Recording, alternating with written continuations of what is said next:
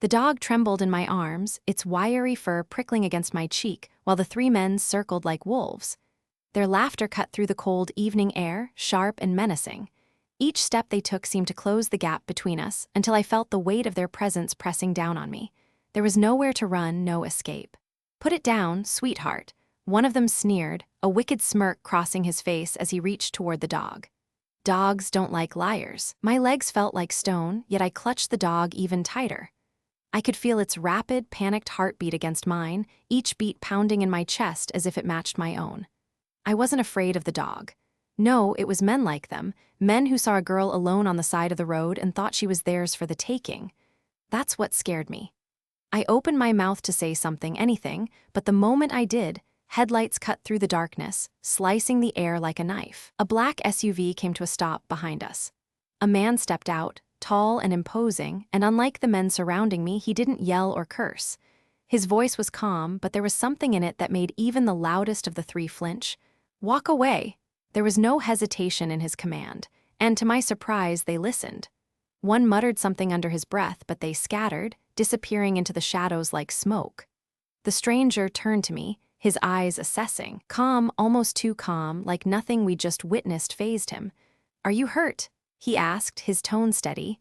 I shook my head, my arms trembling as I held the dog closer. The man looked from the dog to me, his gaze piercing but not unkind. "Does it belong to you?" I couldn't answer right away, my voice caught in my throat. I'd found the dog just moments before the men had come, and now it seemed like everything in my world was shifting in ways I couldn't control. Finally, I managed to say, "No, I found him." He nodded, then reached out, not to touch me but to gently take the dog from my arms. "He's scared, you are too. Let's get you both out of here." There was something in his words, something calm yet oddly gentle, that broke my resistance. I didn't fight him as he led me toward the SUV, still holding the dog, because I wasn't ready to let go. The SUV smelled like leather and faint coffee, a warm contrast to the cold air I had just left behind. As we drove, the city's bright lights gradually faded into the background, replaced by the deep, dark woods. I was still holding the dog on my lap, its small body curled against me, trembling slightly as if the events of the evening hadn't quite left it yet. My own body wasn't much better, still shaken from the encounter. I glanced over at the man driving. His name was Ethan Cole, and everything about him seemed too calm, too composed. It was as if he had seen far worse than anything we had just gone through. He was tall, his features sharp and defined, but it was his eyes that caught my attention the most, calm, calculating, and distant. They never wavered from the road ahead, yet something in them made me feel like he had already sized me up, figured me out. When the last of my trembling had subsided, he finally spoke. "What's your name?" His voice was low, steady. "Jenna," I said, my voice sounding foreign to me. "Jenna Myers?" "Ethan Cole," he replied simply, his eyes still focused on the road. There was a long pause, the sound of tires on the road the only thing filling the space between us. For a while, neither of us spoke. I didn't know what to say. I hadn't known what to say for a long time. "Where were you headed?" Ethan asked, his tone casual, but there was something probing in his words. I swallowed. The answer caught in my throat. I had nowhere to go. Not anymore. "Just away," I muttered, unsure how to explain the mess I'd created of my life in just a few words. Ethan didn't push. He didn't try to make me open up. Instead, he gestured to the dog curled against my lap, already asleep despite the chaos. "You keeping him?" he asked. I almost laughed at the absurdity of the question, but it came out as more of a rough, uneven sound. "I don't even have a place for myself, let alone for him." "Then maybe tonight you both do," he said, his voice firm but gentle, as if he'd made up his mind. The trees outside began to blur together as we took an exit off the main highway. The highway lights faded, swallowed by the darkness of the forest, and I had no idea where we were going. But strangely, I wasn't afraid anymore. A strange kind of peace settled over me, as if, just maybe, I wasn't alone anymore. We drove for a few more minutes before we reached a gated property. The house that emerged from the shadows looked almost surreal against the wilderness around it. It was modern, sleek, with large windows that reflected the moonlight, a strange contrast to the rugged nature surrounding it. Ethan opened the gate with a click of a button and drove through, the house standing like a beacon in the dark. "You can stay in the guest house," he said, his tone as if it were the most natural thing in the world. "It's separate from mine, No one will bother you there." I was too stunned to say anything. I didn't know why he was doing this, why he had stopped when no one else would. But there was something about him, something that made me feel like I could trust him. For tonight, at least. The moment we stepped inside the guest house, the warmth hit me like a wave, chasing away the chill that had settled into my bones. I hadn't realized just how cold I was until that moment. The interior was simple but beautiful, polished wood floors, soft lighting, and everything in its place. It felt different from anything I'd known, almost like a place meant to make you feel safe, not like a temporary stopover. Ethan set the keys on the kitchen counter, his movements efficient and sure. He didn't look at me, but I could feel his presence, steady and unwavering like the ground beneath me. "You can lock the door from the inside when I leave," he said, his voice calm. "There's food in the fridge, towels in the bathroom. You need anything, just let me know." I nodded, still holding the dog in my arms, unsure of what to do next. Ethan's words were simple, but they carried a weight that I couldn't explain. It was like he knew I didn't have anyone to call, that I didn't have anywhere to go. "Tomorrow," he continued, "we'll talk about what you need. But for now, get some rest." I couldn't look him in the eye. I was still too overwhelmed by everything that had happened, by the fact that this stranger had just taken me in. There was no other explanation for it, no hidden agenda. He just helped, and I didn't know how to process that. "Thank you," I whispered, my voice cracking slightly. I wasn't used to saying it, especially not for something that felt so big, so real. Ethan nodded, and without another word he turned and left, the door clicking shut behind him. I stood there for a moment, letting the silence fill the room. It wasn't uncomfortable, it was just new. The dog stirred in my lap, its little body shifting as it sought a more comfortable position. I gently placed it down on the floor beside me, then finally allowed myself to sit on the bed. For the first time in what felt like ages, I didn't feel the weight of fear pressing down on me. It was as if, for one fleeting moment, I could just be. But even as I lay back against the soft, unfamiliar pillow, my mind raced. I didn't know how long this would last, or what would happen next. All I knew was that, for tonight, I wasn't alone. The quiet in the guest house was almost too much to bear. The warmth from the heating vents did little to ease the tightness in my chest, the knot of anxiety that had been with me for as long as I could remember. I should have been grateful. I should have been thankful for the roof over my head, for the safety that Ethan had provided. But I couldn't shake the feeling that I was living someone else's life, one I didn't deserve. I stared at the ceiling for a long time, unable to sleep. The events of the day played over and over in my mind, each moment clearer than the last. The men on the roadside, their cruel words and their laughter that had cut through the night, and then Ethan, this stranger, who had shown up and without hesitation had made everything okay. He had saved me. But how long could I stay here? How long could I keep relying on the kindness of someone I barely knew? Memories have a way of creeping in when the world goes quiet. I wasn't running away because I was looking for adventure. I was running because I had nowhere left to go. My mind took me back to the small apartment I grew up in, the creaky floors above the hardware store. My mother had worked double shifts at the hospital. I had always been the responsible one, helping with bills, making sure there was enough food on the table. But no matter how hard she tried, things always felt just a little out of reach. I remembered my father leaving when I was 5. No dramatic goodbye, just a note on the counter and an empty bank account. My mother cried for weeks, but then she hardened, became someone else. Someone who didn't have time for me anymore, who worked herself into the ground just to make sure I didn't go hungry. When I was 17, she met Mark. He seemed nice at first, polite, always smiling, doing all the things a guy should do to win over a woman. But over time, the cracks started to show. He didn't like me, I don't know why. Maybe it was because I reminded him of the life he hadn't chosen, or maybe it was just easier to make me the enemy. It started with small things, comments about the way I left my shoes at the door, the way the fridge was always empty. But I was helping. I worked weekends at a cafe, taking on extra shifts when my mom couldn't, always scraping by. I didn't have the luxury of giving up on things. But Mark, he made it clear that I was a burden. I thought things might settle down when I turned 21. I finished community college, I had interviews lined up, and I was paying off my mom's medical bills, doing everything I could to make life easier for her. But Mark, he was still there, still nagging, still making me feel like I didn't belong. The last fight we had, it wasn't even about something important. I had made pasta for dinner, nothing fancy. but apparently I used the wrong pan. He yelled at me. I yelled back, and then he said the words that I couldn't ignore. "You're just like your father, useless and ready to run when things get hard." I froze, and my mom, she told me to apologize to him as if his words were gospel. She didn't even try to defend me.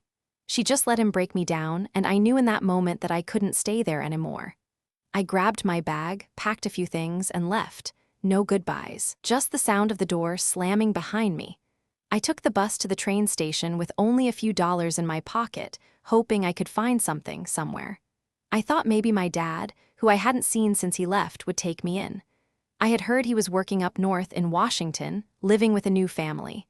I didn't even have his phone number, just a scribbled address on a Christmas card from years ago. When I arrived, a woman answered the door. She had 2 kids clinging to her legs, and she looked at me like she knew exactly who I was. Then, without hesitation, she said, "He's not here. He's gone for weeks at a time, and he's moved on." She let me crash on their couch for one night. The next day, she asked me not to come back. I wandered from town to town after that, looking for anything: a job, a place to stay, a break. But what I found instead were more people who just looked the other way, and more cold nights spent trying to survive. And then, I found Ethan. The next few hours were a blur. I was still trying to wrap my mind around the fact that a stranger had taken me in, had offered me shelter without hesitation. It felt too good to be true, too kind. I wasn't used to kindness without strings attached. The guest house was a sanctuary, warm, clean, and quiet. I had everything I needed for the first time in a long while, but there was still a part of me that couldn't shake the fear that it would all disappear as quickly as it had arrived. People didn't help without expecting something in return, right? And yet, as I sat in the guest house, listening to the soft hum of the heating system, the fear inside me began to ease. Ethan Cole, despite the mystery that surrounded him, had made me feel safe.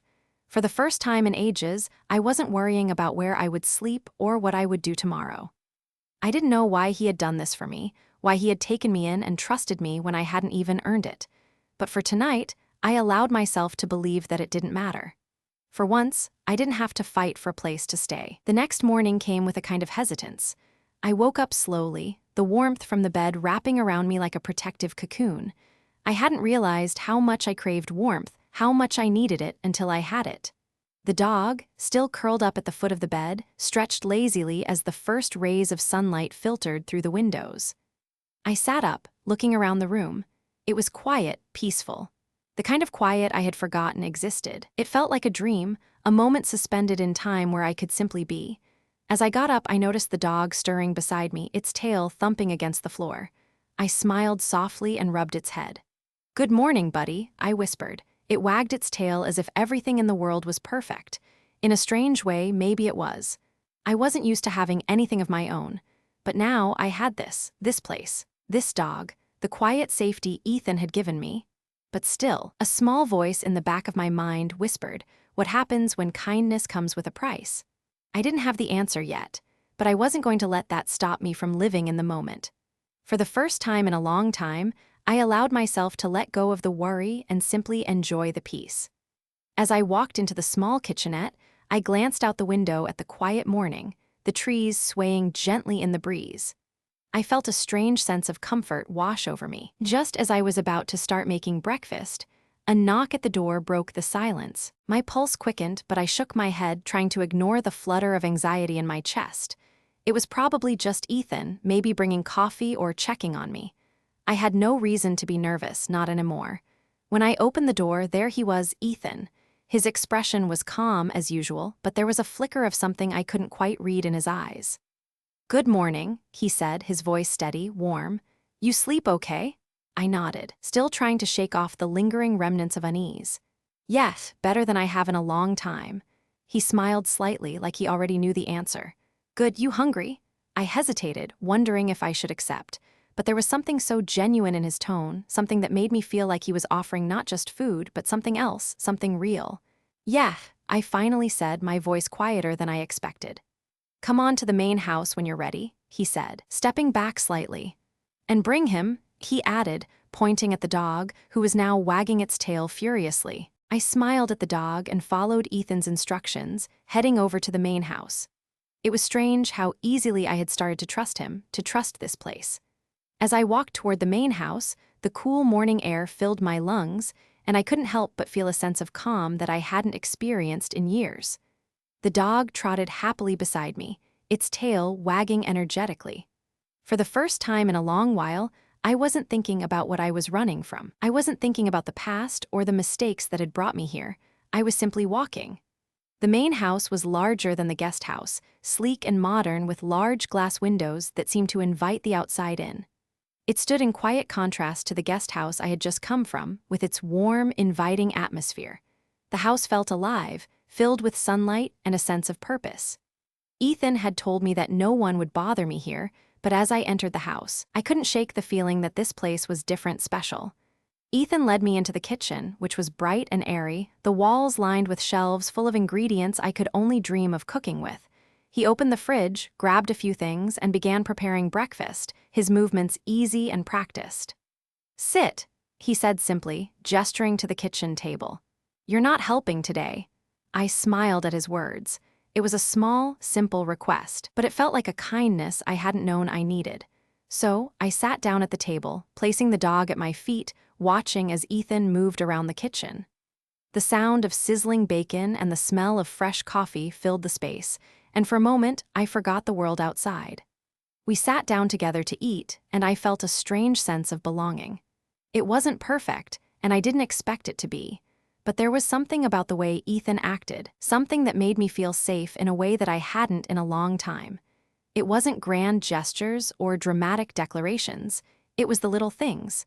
The way he made sure I had enough food, the way he didn't push me to open up but still listened when I did. Over breakfast, I found myself talking more than I intended.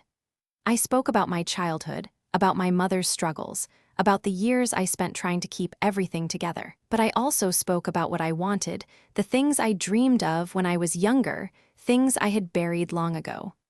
"You're good with your hands," Ethan remarked, watching me talk about my art. "Why don't you give it a shot again?"